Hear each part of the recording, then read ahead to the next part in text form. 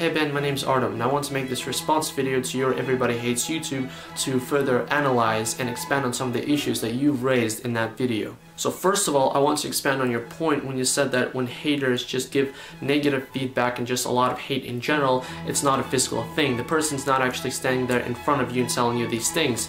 And it doesn't seem all that bad, but it is, after all, a psychological thing. So it gets all in our heads a lot of times, and that's why it can just be overall very devastating for us. And that really is the one thing that takes to just get someone demoralized and get them really depressed, or even just to stop making content, period. So one of the next things that I want to bring up about YouTube that kind of gets rid and actually lowers the level of hate that people have, and especially the psychological hate that gets to our brains, is the new updates that YouTube has been doing. So like many, including myself, a lot of people do not like many of the updates that YouTube, or aka Google, has been making on its newly purchased website. And although many people don't like the new designs and some of the updates that they've been doing, one of the things that really stands out to me is the likes bar. So now with the new likes bar, they've gotten rid of the color of red, which it just seems like a small little thing, but in reality it's a huge psychological thing.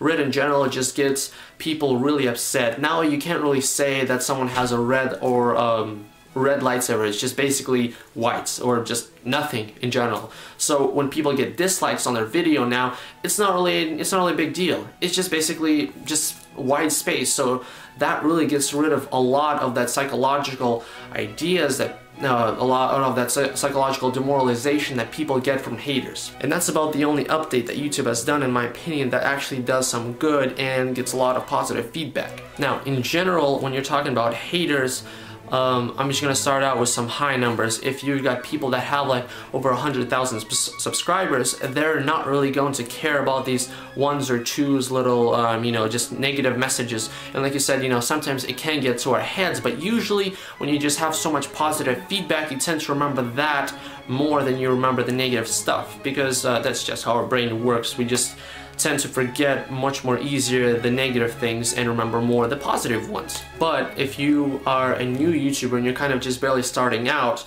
it's kind of a critical time, like with anything, with a business also. If you're just barely starting out and you have like several thousand subscribers, you mostly, you read most of your messages, a lot of them can be positive, but also many of them could be potentially negative. And those are the times, those are the critical times that's really, it's important to not give up and to go on.